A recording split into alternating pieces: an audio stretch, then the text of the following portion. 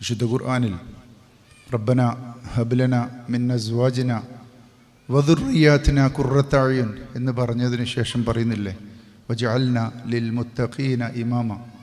അല്ലാഹുവേ, ഞങ്ങളെ നീ സൂക്ഷ്മാലുക്കളായ ആളുകളുടെ മുന്നിൽ നടക്കുന്നവരാക്കണമെന്നാണ്. അല്ല, പള്ളിയിൽ ഇമാമാക്കണം എന്നുള്ളതല്ല.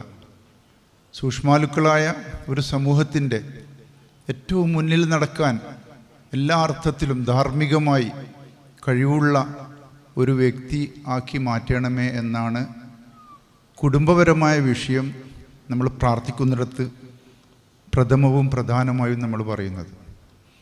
ഈ ഒരു പ്രാർത്ഥന കേവലം ഒരു പ്രാർത്ഥനയിൽ നമുക്ക് ലഭിക്കുന്നതാണോ? കേവലം ഒരു സ്വപ്നമായിട്ട് ബാക്കിയാക്കേണ്ടതാണോ? അതോ നമ്മൾ ഓരോരുത്തരും ഈ വിഷയത്തിൽ നമുക്കെന്താണ് ചെയ്തു വെക്കാൻ സാധിക്കുക എന്നതിനെക്കുറിച്ച് കാര്യമായിട്ട് തന്നെ ആലോചിക്കേണ്ടവരല്ലേ? അത്തരമൊരു ആലോചനയുടെ ഭാഗമായിട്ടാണ് എങ്ങനെ ഒരു കുടുംബത്തെ വളരെ മനോഹരമാക്കാൻ സാധിക്കും, എങ്ങനെ ആ കുടുംബത്തിലുള്ള ആളുകൾക്ക് സമൂഹത്തിൻ്റെ വിഷയങ്ങളിൽ മുന്നിൽ നടക്കാൻ സാധിക്കും. സംഘടനാപരമായിട്ട് വലിയൊരു ആദർശ പ്രസ്ഥാനമാണ് നമ്മൾ. ഈ ആദർശ പ്രസ്ഥാനത്തിൻ്റെ നേതാക്കന്മാരും പ്രയോക്താക്കളും പ്രവർത്തകരും പ്രബോധകരുമൊക്കെയാണ് ഈ ഇരിക്കുന്ന എല്ലാ ആളുകളും. നമ്മെ സംബന്ധിച്ചിടത്തോളം ഖുർആൻ പറഞ്ഞല്ലോ, പ്രവാചകൻ പറഞ്ഞല്ലോ, കുല്ലുക്കും റാഹിൻ കുല്ലുക്കും മസ്ഊലുൻ അൻ റഇയത്തി.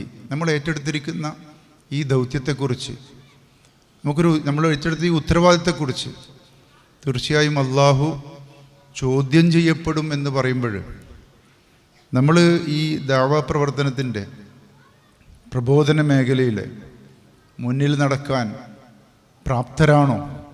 അതിനുള്ള ധാർമ്മികമായ അവകാശം ഞങ്ങൾക്കുണ്ടോ എന്നതാണ് ഒരു കുടുംബസംഗമം നടക്കുമ്പോൾ വളരെ കാര്യമായിട്ട് തന്നെ നമ്മൾ ആലോചിക്കുകയും ചില തീരുമാനങ്ങളൊക്കെ എടുക്കുകയും ചെയ്യേണ്ടത്.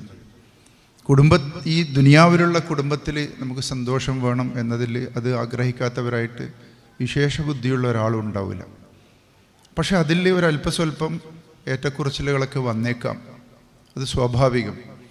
പ്രവാചകൻ്റെ ജീവിതത്തിൽ പോലും അല്ലേ, ആയിഷ റളിയല്ലാഹു അൻഹ അദ്ദേഹത്തിൻ്റെ മറ്റൊരു ഭാര്യയുടെ വീട്ടിൽ നിന്ന് കൊണ്ടുവന്ന പലഹാരങ്ങൾ എടുത്ത് വെളിയിലേക്ക് കളഞ്ഞപ്പോൾ അത് പ്രവാചകൻ്റെ കാൽക്കീഴിലാണ് വന്ന് വീഴുന്നത്. നമുക്കൊക്കെ ഇത് പ്രസംഗിക്കാനും പറയാനും കഴിയും. ഇതിൻ്റെ ഒരു 10% ജീവിതത്തിൽ നമുക്ക് പ്രാവർത്തികമാക്കാൻ കഴിഞ്ഞാൽ ആ പലഹാരങ്ങളും പൊട്ടിയ പളുങ്കുപാത്രവും എടുത്ത് കൂടെ വന്ന ആളുകളോട് ഇന്ന് നിങ്ങളുടെ ഉമ്മക്ക് എന്തോ ഒരു ചെറിയൊരു പ്രയാസം ഉണ്ടായിട്ടുണ്ട് എന്ന് പറഞ്ഞിട്ട് അത് ലളിതവൽക്കരിച്ച അതിൻ്റെ ഒരു 10% എനിക്കിതുവരെ സാധിച്ചിട്ടില്ല, നിങ്ങൾക്ക് ചിലപ്പം സാധിച്ചിട്ടുണ്ടായിരിക്കാം.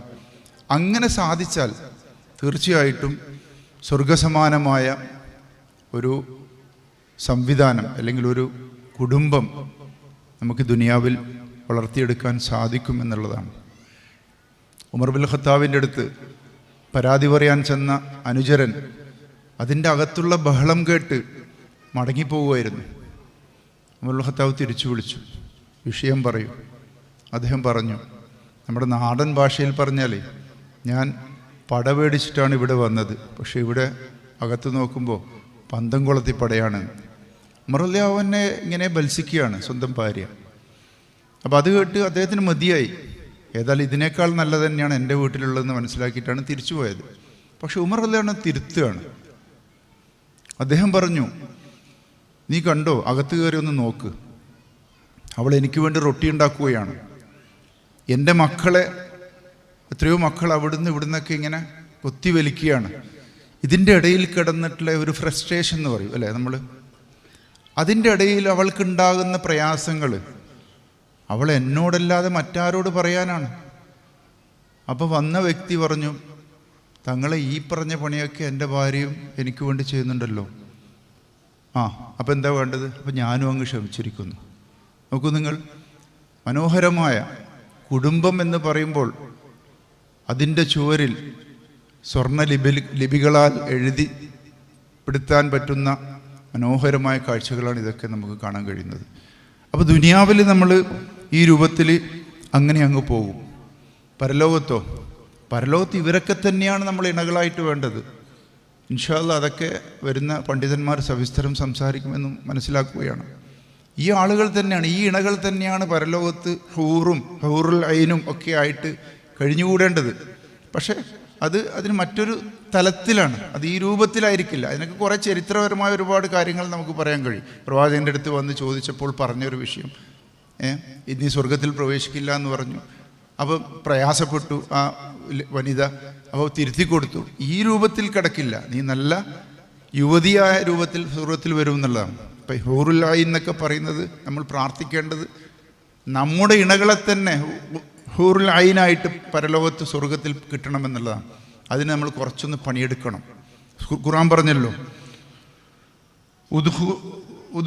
അതായത് പിന്നെ ഈ മലക്കുകൾ പ്രാർത്ഥിക്കുന്ന ഒരു പ്രാർത്ഥനയായിട്ടാണ് ഖുർആൻ പരിചയപ്പെടുത്തുന്നതാണ് എൻ്റെ ഒരു വിനീതമായ അറിവ്. അവിടെ എന്താണ്, ജന്നാത്തു അദ്നിൻ അല്ലതി വഅതഹും അൻ സ്വലഹ മിൻ ആബാഇഹിം വഅസ്വാജിഹിം വദുർരിയാതിഹിം എന്ന് പറയുന്ന ഒരു വിങ്ങുണ്ട്. അതായത് സ്വർഗത്തിലേക്ക് സ്വന്തം ഇണകളെയും സ്വന്തം മക്കളെയും കൊണ്ട് തന്നെ സ്വർഗത്തിലേക്ക് പ്രവേശിക്കുന്നവരാക്കണേ എന്ന്